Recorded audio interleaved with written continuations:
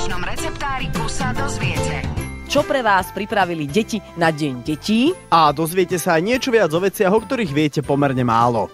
Dnes je Deň detí a toto pre vás, milí dospeláci, deti pripravili. Malý Karol zapichol do gaštanka 2 zápalky a teraz ho učí chodiť. Simonka zas nakreslila doma na stenu všetky veci, ktoré má rada. Teda Hanu Montánu, Horčicu býčie zápasy. a Sergeja Kozlíka, lebo jej pripomína Mikuláša. Malý Eduard pre vás bude celý deň obrovským lízatkom riadiť premávku na Račianskej. Ak stretnete na Deň detí 8-ročnú Kajku, všimnite si jej ponožku. Sama si do nej natlačila kúštik údeného oštiepku, keby bábika v poobednej družine vyhladla. No a malý Šaňo z Cífera na Deň detí prestal hovoriť slovo ďakujem. A u mne ho nahradil slovným spojením trhni si. Aký to má význam pre nás dospelých, zatiaľ nevieme.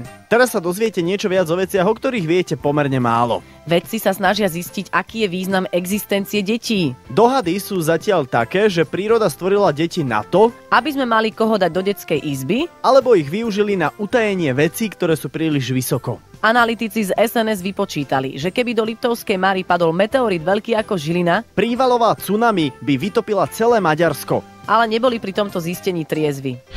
V zajtrajšom receptáriku sa dozviete. Do akej výšky sa dá vyhodiť zamestnanec z práce? Na klobásku vlákame do volebnej miestnosti dôchodcu. A v poslucháčskom teste si za vás nájdeme spriaznenú dušu v Leopoldovskej väznici.